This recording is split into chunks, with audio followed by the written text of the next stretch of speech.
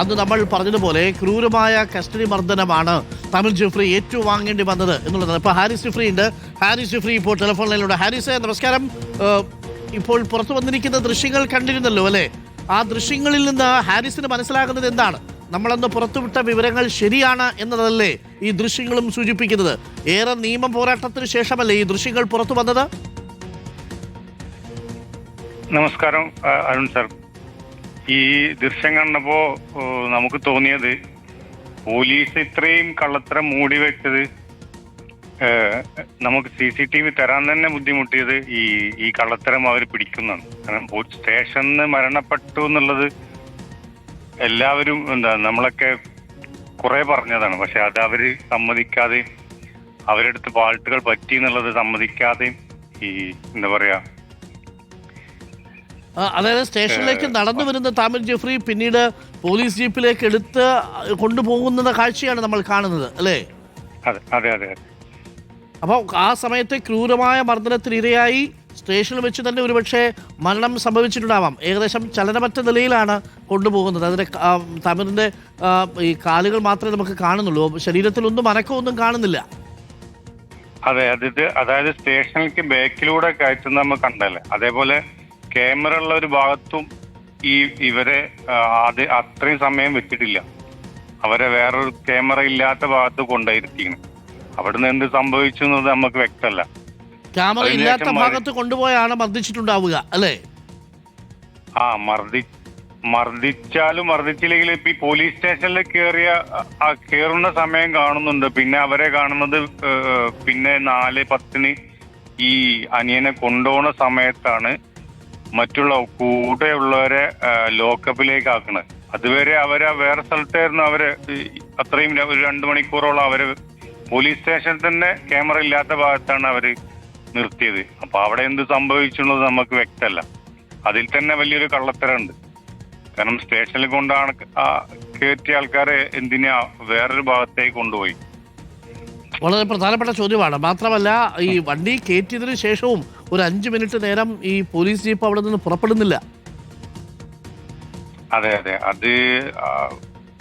അതും വലിയൊരു ബുദ്ധിമുട്ടാണ്. പിന്നെ അതേപോലെ തന്നെ ഹോസ്പിറ്റലിലെ വിവരം നമ്മൾ അന്ന് മുതലേ കണ്ടതാണ്. കാരണം പോലീസുകാരെ അന്നത്തെ എന്താ പറയാ, ഇത് എങ്ങനെയെങ്കിലും ഒതുക്കി തീർക്കാനുള്ള ഹോസ്പിറ്റലിൽ നിന്നുള്ള പല കാര്യങ്ങൾ കണ്ടപ്പോൾ തന്നെ അന്നത്തെ ഒരു അനുഭവം മനസ്സിലായി. ഇതും കൂടി കൂട്ടി വായിക്കുമ്പോൾ അവരുടെ അടുത്തുള്ള ഫാൾട്ടുകൾ മൂടി വെക്കാൻ പലതും അവർ ചെയ്തു എന്നുള്ളത് നമുക്ക് ഈ CCTV കൂടി കാണുമ്പോൾ ഭയങ്കരമായിട്ടുള്ള നമുക്കൊരു ബോധ്യം വരും. കാരണം അന്ന് അവർ എന്തൊക്കെ എന്നെ പറഞ്ഞു ധരിപ്പിക്കാൻ ശ്രമിച്ചു അന്ന് ഈ ഹോസ്പിറ്റലിൽ വെച്ച്. ഓക്കെ, അപ്പൊ ഈ പുറത്തു വന്നിരിക്കുന്ന തെളിവിന്റെ അടിസ്ഥാനത്തിൽ എന്താണ് ഇപ്പോൾ നമുക്ക് ആവശ്യപ്പെടാനുള്ളത്?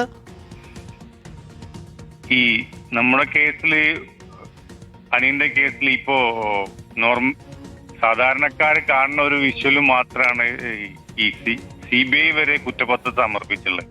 പക്ഷെ അതിനുള്ളിലേക്ക് പോയാൽ ഇതുപോലെ പല കാര്യങ്ങളും പുറത്തു വരാണ്ട്. അപ്പൊ ഇത് പ്രോപ്പറായിട്ടുള്ള ഒരു റീഇൻവെസ്റ്റിഗേഷനും നടത്തണം എന്നാണ് എന്റെ എന്താ പറയാ ആവശ്യം. ഓക്കെ, മനസ്സിലായി Haris. Okay, thank you Haris. Haris ജെഫ്രിയാണ് നമുക്കൊപ്പം ചേർന്ന്. നമുക്കൊപ്പം പറഞ്ഞോളൂ ഹാരിസ്.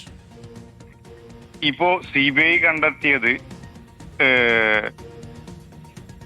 വ്യാജമായ, അതായത് ലഹരി കേസ് വ്യാജ കേസാണെന്ന് CBI കണ്ടെത്തിയിട്ടുണ്ട്. അതേപോലെ തന്നെ ഈ ഡാൻസ് ഓഫ് സംഘാണ് ഇവരെ മർദ്ദിച്ചതെന്നും അവർ CBI കണ്ടെത്തിയിട്ടുണ്ട്. അപ്പൊ ഇല്ലീഗൽ കസ്റ്റഡിയിൽ വെക്കാനുള്ള അധികാരം ഈ ഡാൻസ് ഓഫിനില്ല. അതുപോലെ തന്നെ ഇല്ലീഗൽ കസ്റ്റഡിയിൽ വെച്ച് മർദ്ദിച്ചതിനും കാരണമാണ് ഒരു മരണപ്പെട്ടു എന്ന് പറയുന്നത്. എന്നിട്ട് അവർ വകുപ്പിട്ടത് അറിയാതെ സംഭവിച്ചു പോയി എന്നുള്ള വകുപ്പാണ് അവർ CBI ഇട്ടത്. 304, അതായത് ക്രൈംബ്രാഞ്ച് ഇട്ട 302. അത് ഒരേ സമയം ഈ കേസിനാസ്പദമായ സംഭവം ഇല്ല എന്ന് പറയുന്നു. അതൊരു വ്യാജ പരാതിയാണ്, വ്യാജ കേസാണെന്ന് പറയുന്നു. എന്നിട്ട് ഇല്ലീഗലായിട്ട് കസ്റ്റഡിയിലെടുത്ത് മർദ്ദിക്കുന്നു. അതിനുശേഷം കൊലപ്പെടുത്തി പുറത്തേക്ക് കൊണ്ടുപോകുന്ന ഇപ്പോൾ ദൃശ്യങ്ങൾ സഹിതം പുറത്തു വരുന്നു. പക്ഷേ അപ്പോഴും അതൊരു അറിയാതെ സംഭവിച്ചതാണ് എന്ന മട്ടിൽ 304 ആണ് ഇട്ടിരിക്കുന്നത്. ഗുരുതരമായി ഗൂഢാലോചന നടത്തി കസ്റ്റഡിയിൽ വെച്ച് മർദ്ദിച്ചു കൊന്നു എന്ന് പറയുന്നില്ല അല്ലേ?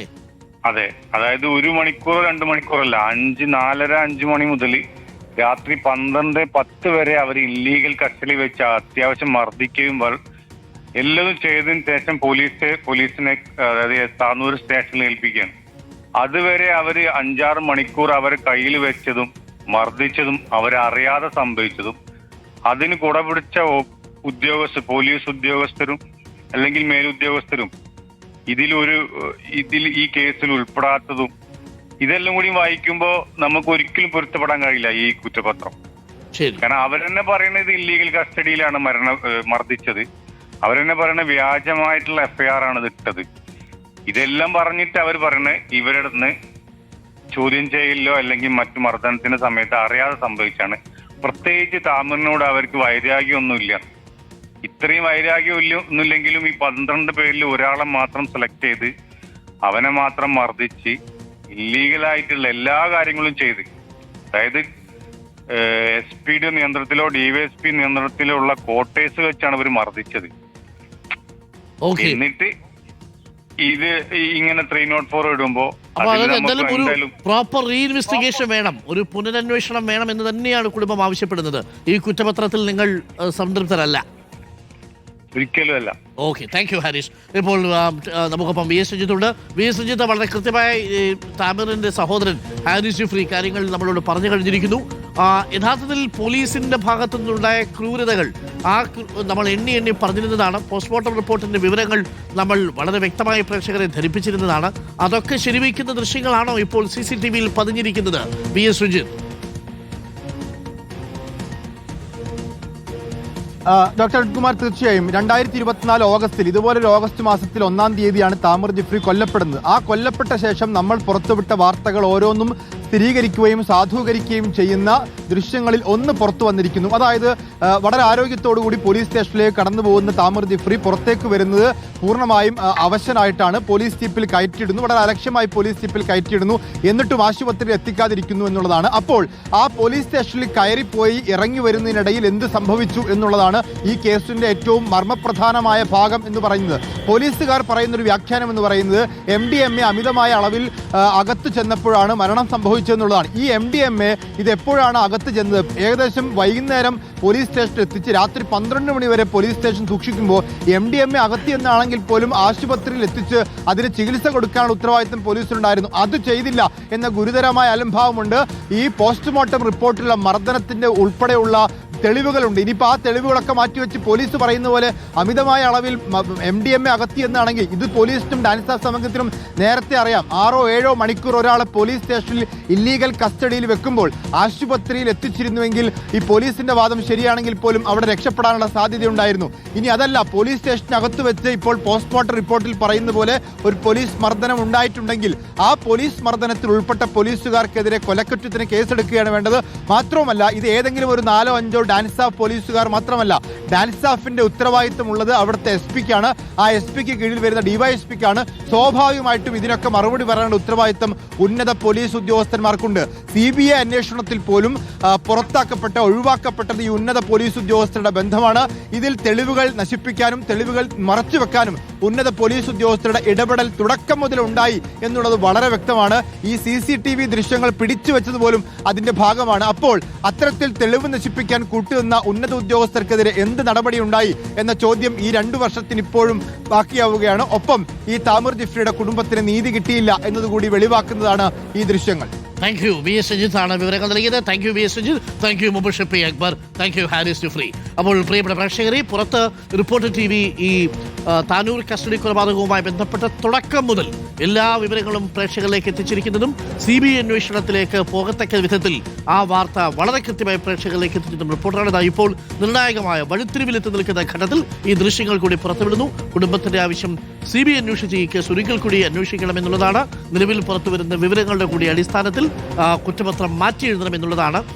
ഇവർ ഈ കൊലപാതകം നടത്തിയിരിക്കുന്നത് ഗൂഢാലോചനയെ തുടർന്നാണ് എന്നാണ് കുടുംബത്തിന്റെ ഇപ്പോഴത്തെ പ്രധാനപ്പെട്ട പരാതി. എന്നാൽ അത് 304 മാത്രം ഇട്ട പ്രതികളെ രക്ഷിക്കുമോ എന്നൊരു ആശങ്ക കുടുംബത്തിനുണ്ട്. ഒന്ന് ആലോചിച്ച് നോക്കൂ, ഒരു ചെറുപ്പക്കാരനെ ഇടിച്ച് ഇഞ്ചപ്പരുവാക്കി ആശുപത്രിയിലേക്ക് എടുത്തുകൊണ്ട് പോകുന്ന ദൃശ്യങ്ങളാണ്. നടന്നു വരുന്ന താമിർ ജഫ്രി പിന്നീട് കിടന്നാണ് പോകുന്നത്. ആ സമയമായപ്പോഴേക്കും മരണം സംഭവിച്ചിരുന്നു എന്നുള്ളതാണ് ഇപ്പോൾ കുടുംബം പറയുന്നത്.